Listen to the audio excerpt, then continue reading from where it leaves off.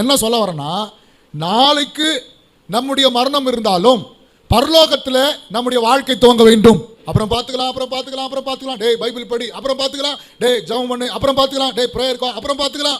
எனக்கு சில வேலைலாம் இருக்குது, சில பேரெல்லாம் அடிக்கணும், சில பேரெல்லாம் உதைக்கணும், லவ் பண்ணுறது இருக்குது, நல்ல பொண்ணை செலக்ட் பண்ணிட்டு அப்புறம் ப்ரேயருக்கு வந்துடுறேன். இப்படிலாம் சில அச்சீவ்மெண்ட் வச்சிருப்பான் ஆளு. நாளைக்கு எங்கே இருப்பேன்னு உனக்கு தெரியாது, எத்தனை வருஷம் வாழ போறேன்னு தெரியாது. தேவனுடைய பிள்ளைகளே, நான் என்ன சொல்ல வரேன், யாரையும் பயமுறுத்தல. கை தூக்க போறீங்க எதுக்கு? எத்தனை பேர் இப்போ கர்த்தர் வந்தாக்கா, இல்லை கர்த்தர் நம்மளை வந்து கூப்பிட்டாக்கா, இல்லை கர்த்தருடைய வருகை ரகசிய வருகை இருக்குமானால் உடனே ஆண்டுடைய வருகையில் எத்தனை பேர் எடுத்துக்கொள்ளப்படுவீங்க? சில கணக்கு வழக்கெல்லாம் இருக்குது, அதெல்லாம் தீர்த்துட்டு தான் அப்புறம் ஒப்பு கொடுக்க முடியும் அப்படின்றோமா? இல்லை சிலதெல்லாம் இருக்குது அப்புறம் தான் அதெல்லாம் சரி ஆகும்னு இருக்கிறோமா? எப்பொழுது வேண்டுமானாலும் தேவனுடைய வருகை இருக்கும். நான் மரணத்தை பற்றி பேசலாம், அதை விட்டுருங்க. அதை பற்றி பேசினாலே நமக்கு கோபம் வரும். நான் கர்த்தருடைய வருகையை பற்றி பேசுகிறேன். இந்த நிமிஷம், இந்த செகண்ட் கர்த்தருடைய ரகசிய வருகை இருக்குமானால் நீ அவருடைய வருகையில் எடுத்துக்கொள்ளப்படுவதற்கு ஆயத்தமாக இருக்கிறாயா?